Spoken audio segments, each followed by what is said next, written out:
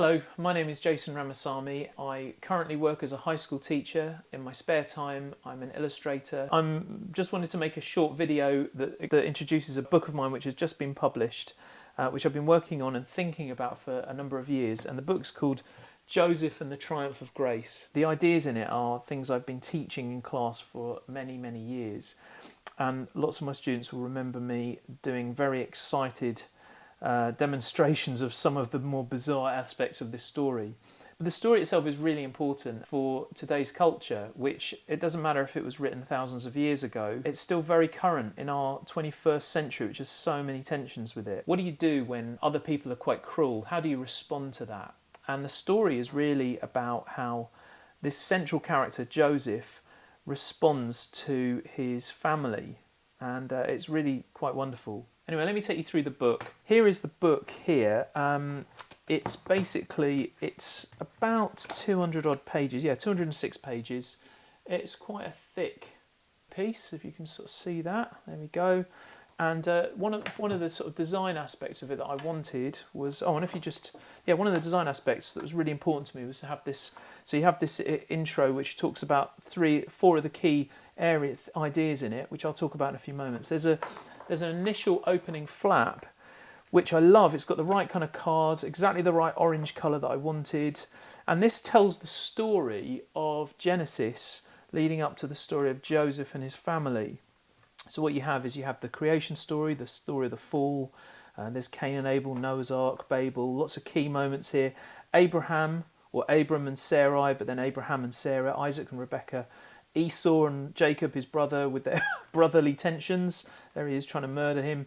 And there's Israel, who Jacob becomes Israel when God wrestles with him and gives him the blessing of a twisted hip. And then you have all of the family characters here. And then you dive into the story itself. And the story itself is laid out in a very particular way. So basically, the first half of the book is a visual retelling of the story in Genesis chapter 37 to Genesis chapter 50. And you'll notice that it goes through each of the bits. So here's the opening section. It talks about Israel, who's Jacob. He loved his son Joseph, and he loved him more than any of his other sons. And here introduces each of the characters. I'll talk a bit more about that at some other point. And then it goes on. And then it becomes slightly more complex. So it talks about the brothers hating him and Joseph receiving these dreams, these envelope sort of shapes. Then you have and most people who know the story of Joseph know that his brothers sell him into slavery. He gets thrown down a well here, say let's kill him, and he's sold into slavery to the Midianites. Here's a Midianite here, dressed in cycle clothing. He's got a bicycle pump here and a sort of one of those weird helmets, and he takes him off into Egypt, and here he is being taken into Egypt, and there's Pharaoh at the top, and here's Potiphar. Those of you who know the story will know who I'm talking about. Now, the thing you need to notice here, and this is a real key design element of it, is it's black and white. But throughout the book, there's this orange line, this dashed line. And the idea of it is that throughout the Bible story, even though really tough things happen to Joseph, there's this other storyline which enfolds and undergirds and is kind of foundational to what's happening with Joseph, which is that God hasn't given up on the situation. He has got kind of more important plans, and there are things he's going to be doing, but they may not always appear in your day-to-day experience. So it's almost like a sort of behind-the-scenes kind of thing that God is doing. And that goes all the way through the story.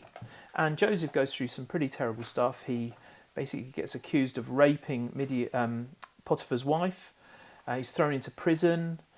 He's then forgotten in prison. So there's a scene here where he tells the dreams. He interprets the dreams of two characters, one of whom is restored to his position with Pharaoh, which is up here, and the other one is beheaded. There's a pretty graphic scene there with a guy's having birds pecking out of his carcass. And Joseph is left in prison, and there's a scene here which is really a 2-year scene. It's a really important thing I really wanted to express a long time ago when I was thinking about this. And you have Joseph just dejected, but all the way through, this orange line is following. And even though he doesn't feel it, God has got it in mind that he wants to do something. And it has this scene where it says, Pharaoh had a dream. When 4 years had passed, Pharaoh had a dream. And you get to this bit, and then you have these crazy dreams with sort of crazy cows and corn, mutant corn attacking, and it's like Pharaoh disturbed. And then Joseph is brought out of prison. Word spreads as he blesses the nation with his incredible managerial skills. Who says being a manager isn't a great thing? And then there's more going on. His brothers are brought back. His brothers don't know who he is. He hides something in the sack. And there's a scene where he finally reveals who he is to his brothers. And you see the dashed line becomes larger and larger. And as he reveals who he is, there's this amazing thing where the family are brought back. And this is one of my favourite images in the book, where Joseph is reunited with his family and his father. And it's this reuniting and this heartache which has been going on for years. This wonderful scene where they're brought back together. And it's all God's reassuring Jacob and saying, listen, this will end well for you. And there's a blessing and various other things happen, and there's retellings of, it just goes on and on. There's a recounting from Israel, Jacob, about all the things that have happened to Joseph and how grace has sustained him like a river, and he's like a tree that has resisted lots of things that have happened to him. The father dies eventually. And then the brothers are faced with this terrifying situation. They realise that because the father's now dead, they say, what if Joseph just has revenge on us? You know, is he just being nice to us because our dad's alive and he doesn't want to cause the old guy any trouble? And they imagine this scene where they are being thrown down a well. And notice this is the torn jacket and they're being thrown down the well of it. And notice there's no orange on here. It's a graceless imagination that they have about the future. And then Joseph turns to them, he says, no, what are you talking about? You planned to harm me. And he recounts what happened. But he says, but God planned it for good. And he talks about the whole story of all the things that have happened. And he says, and he planned to do what's now being done. And this is where he gets to the amazing bit. And this was a real design choice. He wanted to save lives. He said, although you treated me, you were scumbags to me, God had a plan to save lives. And through this moment, God's blessing pours out through Joseph like a sort of a tsunami. Don't be afraid, he says. And here, this amazing bit, he says, I'll provide for you. And he becomes this larger character, just really engulfing them. And he reassures them, gathers close, hugs them, and calms their fears. And this is the end thing. I know it's a bit of a spoiler alert and everything, but that's the last sort of image in the first part of the book. Now, the thing you'll notice here is that one of the things to look out for in here is not just the dashed line, but also these little black triangles. And the point of these black triangles is these are the shards of sin, like broken glass that gets everywhere and causes real havoc. Since the beginning of the creation, according to the Christian worldview, since Adam and Eve did what they did, took the fruit, these shards have just gone everywhere and caused mayhem in the human race. And everything that's good in this world is somehow tainted or damaged or hurt. And we're responsible for it, but also we're victims.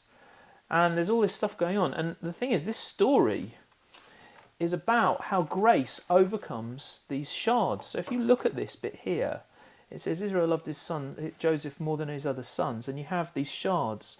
And this scene here, they've all got these things going through them. It's a really graphic, it's almost like their hearts are full of jealousy and anger towards Joseph.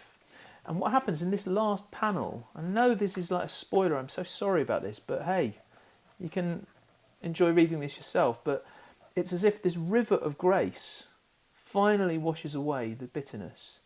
And the story is really about how in this world, you really need someone stronger than us to help us deal with the stuff that's so wrong in our world. I mean, and this story is just so wonderful, and it's something that we all need. I mean, I'm not presenting this as someone who's got this sussed in any sense. I mean, I have very many issues in my life which I'm well aware of, or some of which, but actually this story is something that everyone can get on board with. Now, let me show you the rest of the book, because this is, again, part of the design of it.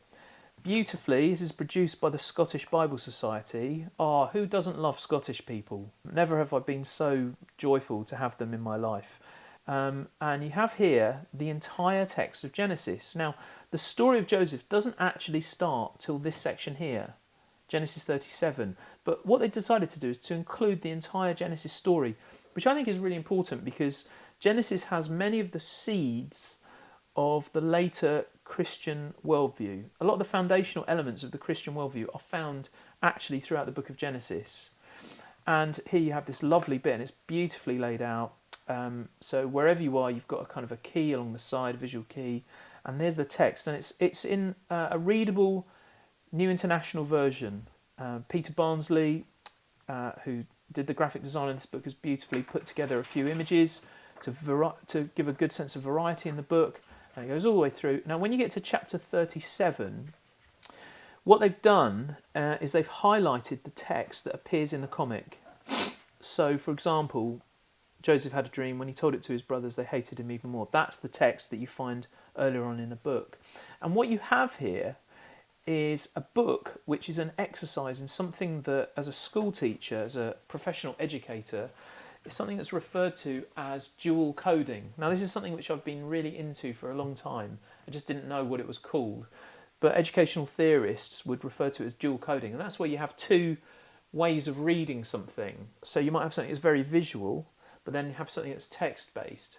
And it's about the interaction between those two things brings a richer sense of meaning. And what this book beautifully does, a visual reading of Genesis, or the Joseph story, and then you have a textual reading. So if you're more into the text, you can read that bit, and then you can come and look at this later and see how the pictures add up to it. Whereas if you're much more into you just like to read something that's visual and you enjoy that kind of artwork, that's something to get you into it. But it also will lead you hopefully into the richer Bible text. When you get to the very end, there's a little kind of key which tells you about all the different characters. That helps you. And it also tells the story of what happened after Joseph. So you have the story of Joseph's bones, Passover and Exodus, and it leads right up to the time of exile, which is like a torn page. Then you're into the New Testament, where Jesus enters the world through the incarnation, and then his miraculous life and teachings. And this is where all the shards of sin are finally dealt with on the cross. And then it tells the story of the Christian worldview, what follows on from that, and where ultimately the Christian faith points to. So it gives you a real sense. So you've got a kind of a context before Joseph, after Joseph, and the guts of the Joseph story, which I think is something that you won't quite get from the Lloyd Webber production of Joseph. Hopefully that's helpful. I'm going to do another video which is a little bit about the process and how I've made the book, and I'll post that as a separate thing or as a separate chapter. Hopefully you found that interesting. Please get in touch. I'm quite easy to find on Twitter or the Scottish Bible Society. Please leave some feedback. Let us know what you think of it and what you got out of it that was helpful. Okay, see you soon.